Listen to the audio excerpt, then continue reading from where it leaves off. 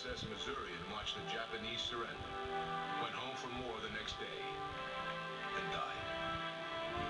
A four-star father. Commander of the Pacific at the time his son was a prisoner of war in Vietnam. His father would take a single guard and drive to the border between North and South Vietnam. He'd stand for hours, gazing north. It was as close as he could get to his son, who was imprisoned in downtown Hanoi, the city he'd just ordered to be carpet-bombed. It was a love for America above all else for the McCains. Our military family is like all military families. It's kind of a case of make-do. We're all in it together. A Navy family, in my view, is wonderful.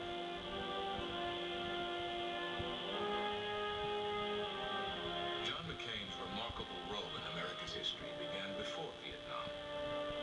He was on the first ship to enter Cuban waters during the Cuban Missile Crisis.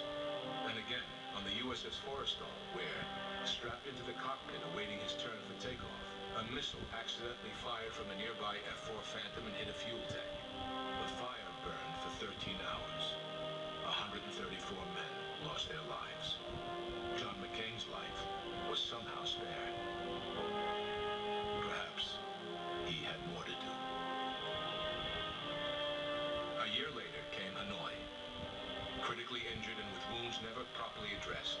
For the next 5.5 years, John was tortured and dragged from one filthy prison to another. Violently ill, often in solitary confinement, he survived by the faith he learned from his father and grandfather. The faith that there is more to life than self. In his book, Faith of My Fathers, John wrote, "In prison I fell in love with my country. I had loved her before, but like most young people, my affection was little more than a simple appreciation for the comforts and privileges most Americans enjoyed and took for granted. It wasn't until I had lost America for a time that I realized how much I loved her." When the North Vietnamese realized who his father was, they offered John early release as a PR ploy. He said no.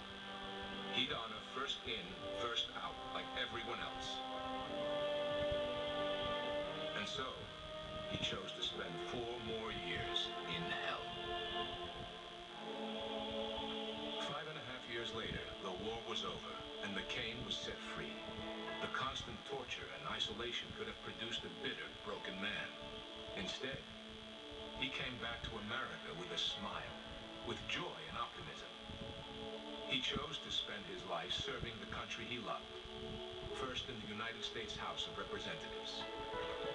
Where else in the history of the United States of America have you had a person over time with experience that he has? It says much about the man that Senator McCain led the efforts to normalize relations with Vietnam.